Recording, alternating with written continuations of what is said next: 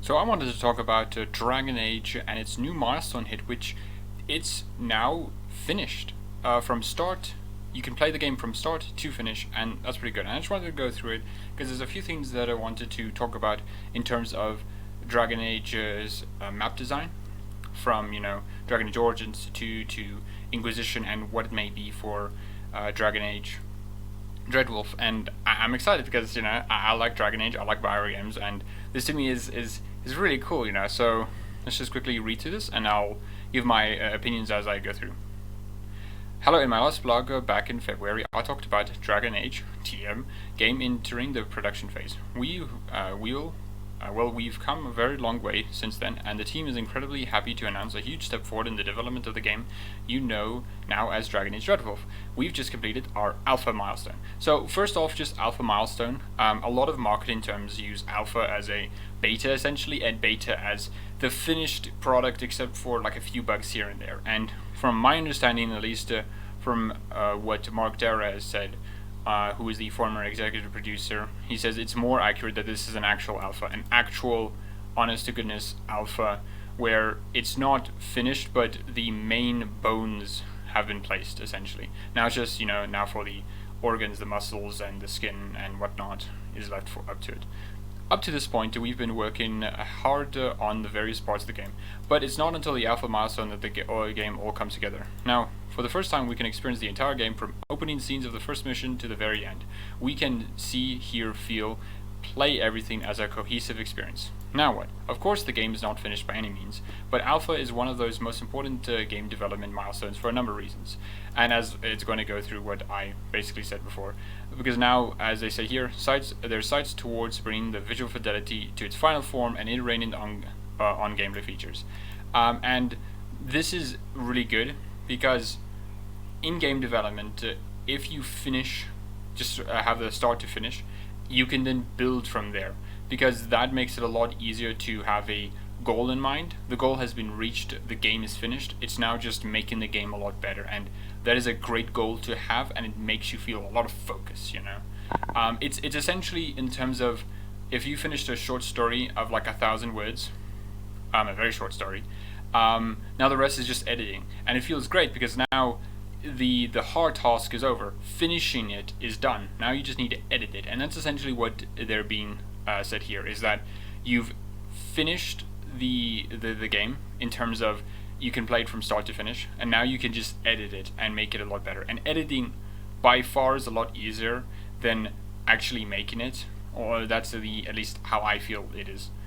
And so then they're talking about the community council, who will help the Bioware to make the game as good as it can be, and then they talk about other things as what they'll focus on.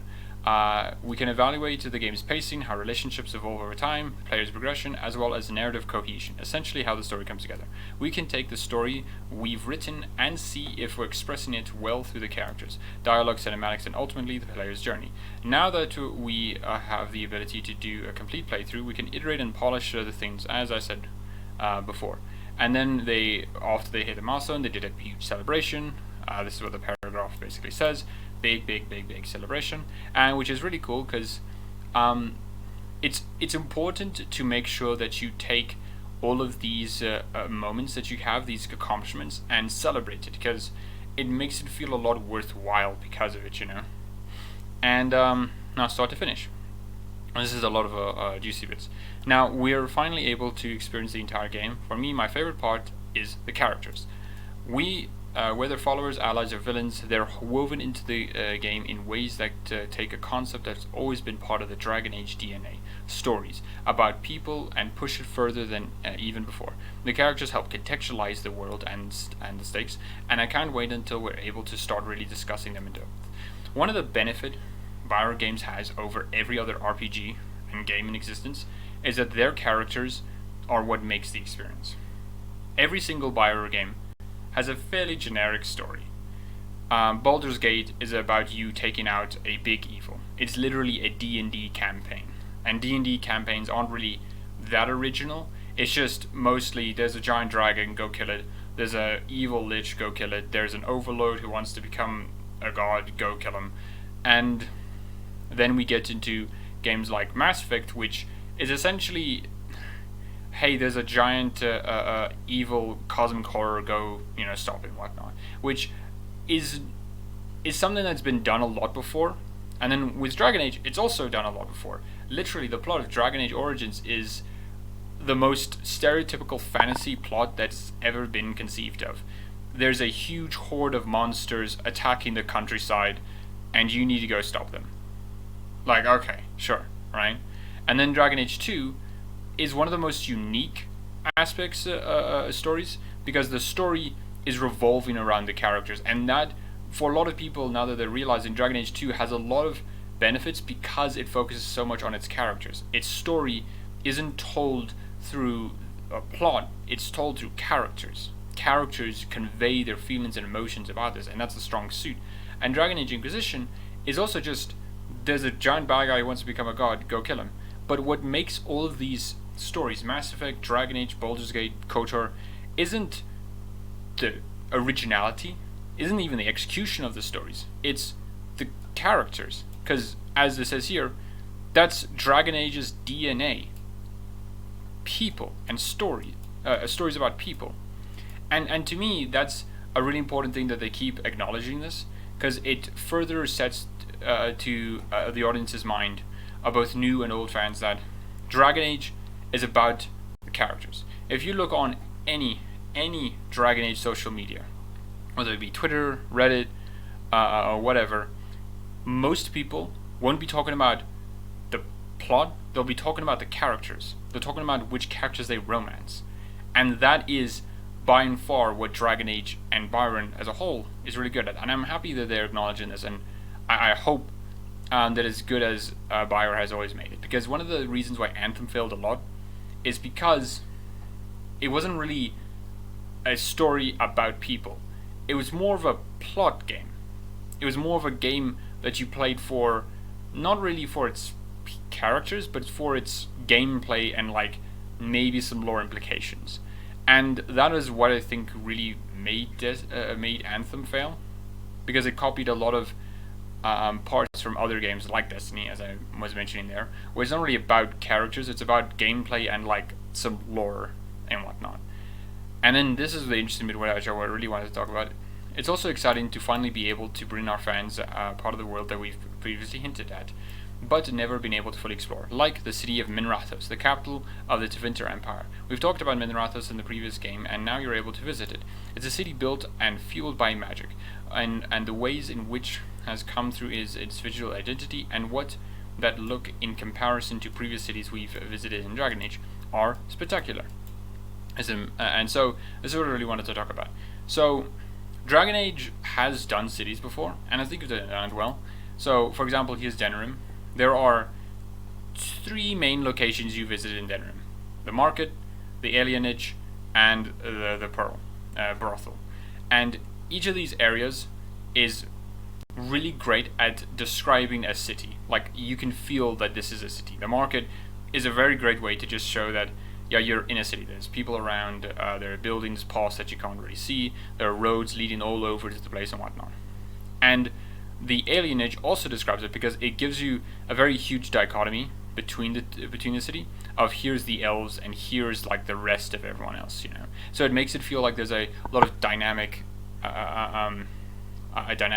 going on here, and which I think is really good. And then not only just that, but as you're just traveling from parts of the city, you get ambushed, which takes you to alleyways, and that makes it feel a lot bigger, because you feel like you're traversing the city. And then additionally, there's quests just all over here. And eventually, during the end of the game, you get to visit the gatehouse, you get to go to the fortress of Fort Draken, you get to go to the Landsmead place, and a lot of it just makes it feel like a really big city, And then we get to Dragon Age 2, which was set quite extensively in a city, and we get the same thing. You have the 3 main locations, Hightown, Lowtown, and Darktown, which all have their own distinct feels from each other. Hightown is a very high society, the buildings look clean, like there are servants there 24/7. Lowtown, it's where most people live in, and it's not really that great, it's a bit filthy and whatnot. And then Darktown, which is like worse than Lowtown, and where not a large amount, but where people who can't afford to live in Lowtown go to Darktown. And that shows a very different city in all the corners of it. And then we have much more smaller locations, the gallows and the docks, which also further gives flavor to them. Now, Dragon Age obviously does have a lot of Dragon Age 2 does have a lot of reused assets, and that is, I'd say, a negative. But its positive is the city and how well it is constructed, giving the player a sense of, yeah, this is a proper city. Then we get to Val Rayo, and the reason why I'm not showing you the map is because you don't need a map to see all of Val Rayo, because this is Val Rayo. You have the downstairs here, you have like a little thing in the back there, and then you have the upstairs, and that's it. That's all of Val Rayo. Because if you take it in flat cam, you can see this. It's not a city. It's like a huge estate, essentially. And that's not Val Rayo in the lore. Because where's the Grand Cathedral? Where's the White Tower? Like, where are all these important locations that Val Rayo should see? This is the city of an empire, of a literal colonizer empire that has huge power in the entire world.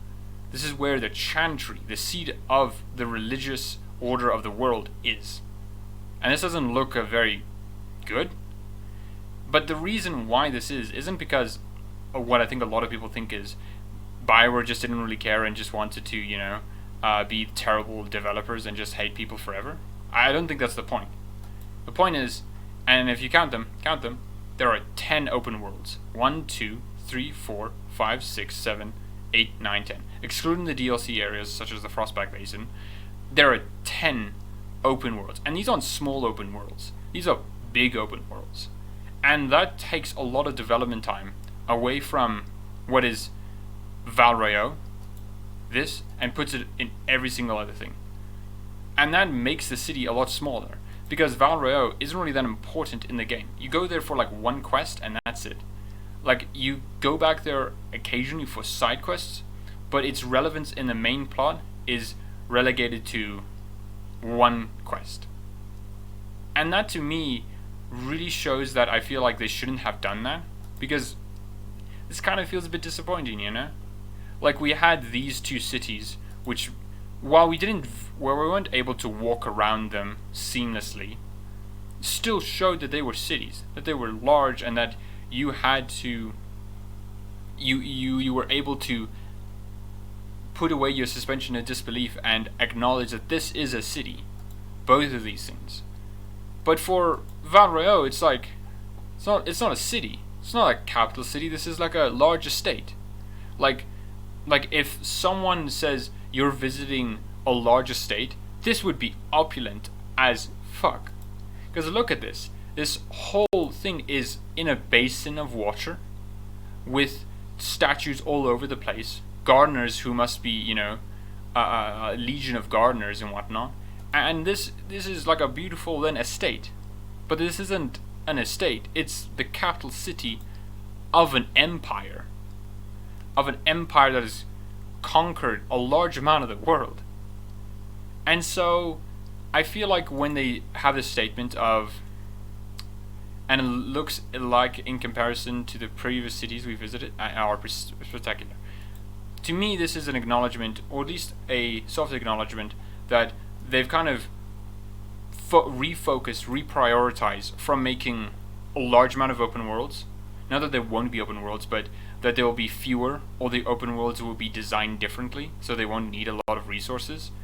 And putting it into places where I feel like Dragon Age's level design, matters a lot more, which is much more structured, much more specific levels. And I think this is what they mean to do when they say this. And I hope this is what happens. Because Minrathous is the capital city of the Tevinter Empire. This is far larger than this. And if it's just this but bigger, I would be a bit disappointed. But I do believe that they aren't going to do this again. They're going to do something more similar to this or this in a grander scale. Because, and this is to me, I feel like a lot of people don't really give BioWare the credit or understanding that they didn't really want to do this. They wanted to do something more like this. But due to the fact that their prioritization was open worlds, it left Val Royeaux in a spot where they couldn't give it the treatment that it deserved. And I feel like even with the climate back then, where it was this whole open worlds were a marker of quality, or at least a marker of a game that is trying really hard to be good, because that was a lot of Skyrim's influence. Even 3 years after its release, to when Dragon Age Inquisition released in 2014, it was this, oh yeah, if you don't have an open world, it's not like you're really trying. And especially combined with the fact that BioWare is trying to not get comparisons to Dragon Ages to repeated level design, made them prioritize open worlds instead of what I feel like was more important, the linear level design. Because you can knock off like 4 of these worlds. The Hissing Waste you can get rid of, the Emerald Graves, the Fallowmire, Storm Coast, and you leave only the important plot areas and areas that expand the necessary world. And these 4 could have been then diverted to other areas of the game, Val Royeaux especially. And to me, I hope this is what they do. I don't know if it's not going to be open world or if it's going to be open world, I'm not sure, but I do hope they prioritize linear level design like they did in Dragon Age Origins and Dragon Age 2 than they did in Dragon Age Inquisition, which was open world design, because it does take a lot from the linear level design. And Dragon Age Inquisition does have great linear levels, but if it was a whole game, I feel like it would have been a lot better. And then it ends off saying that they're going to they're excited, they can't wait to tell everyone everything, and that, BioWare is working hard on other games such as the new Mass Effect game, whatever that is, and Sorter Team is also working on an expansion. And yeah, I wanted to talk about that. I thought it was pretty cool. I'm excited for Dragon Age DreadWolf. I hope you are too. And yeah, have a good day.